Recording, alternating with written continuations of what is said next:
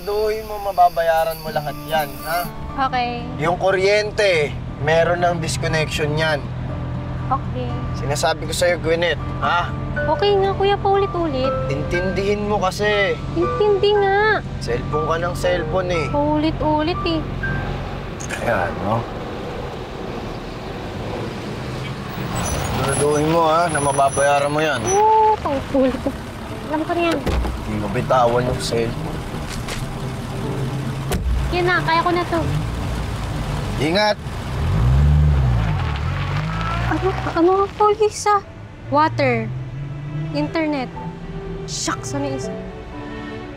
Kaya na yan? Ito, ang pagkakasunod-sunod ng gamot ni Mama. Tigas talaga ng ulo. Gwen! Ano? Tignan mo ka ako, yung pagkakasunod-sunod ng gamot ni Mama. Oo ka ng oo, alam mo na yan. Lahat ng nandito sa ilalim, backup lang to. Tapos mamaya, timpla mo si Mama ng warm milk. Okay? Oo, sige. Sige, sige. Ma, kailangan mo na to. Yun naman. Ito naman ang dalawa.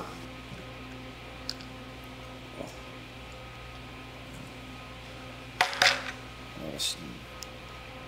Sakto yan. Salamat mo. Tao po! Tao po! Gwen, puntahan mo nga yung nagtatao po. Gwyneth! Gwyneth, pakisuyo sinabi yung nagtatao po.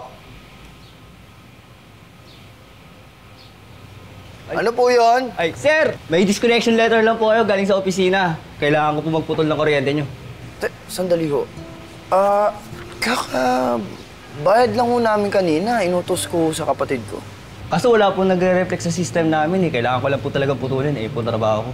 Sir, sandali lang ho. Eh baka naman po pwedeng makiusap. Kasi ho, may sakit ho yung nanay ko eh.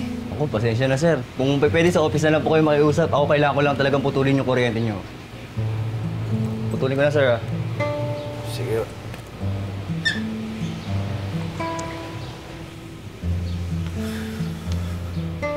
Gwen! Gwyneth! Kuya, ano nangyari sa kuryente? Ba't nawala? Mag-charge pa ako. Ba't ako tinatanong mo? Hindi ba't ikaw yung inutusan kong magbayad ng kuryente? 'Di ba? Sinabi ko sa'yong bayaran mo yan dahil may disconnection na. Sinasabi mo, kuya, wala to sa binigay mo kanina. Anong walang binigay ha? Anong walang sinabi? Inisa-isa ko sa'yo kanina yan. Kuya. Di ba? Ang problema kasi sa'yo, hindi mo pinapasok sa kukurti Kuya, mo. may internet sana tayo ngayon, may kuryente sana tayo ngayon kung binigay mo to sa akin. Oh, may tubig tayo, oh. Si Mama, napagtimpla mo na ba ng gatas? Magtitimpla ako? Alam mo, sobra ka na eh. Pa- Kailangan lang yung ipagagawa ko sa'yo, hindi mo pa nagawa. Ha?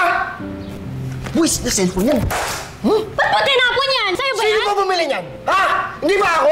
So nanunumbat ka na ngayon? Tama Ako na! nanunumbat. Wala na kayong ginawa kundi magbangayan. Para kayong aso't pusa. Nag-aalala ako. Hindi dahil sa lung cancer ko, kundi iiwan ko kayo ng ganyan. Hindi magkasundo. Kayong dalawa ang magdadamayan. Kapag namatay na ako, aalis pang isa sa inyo. Sana naman, hindi ganito ang mga huling araw na magkakasama tayo.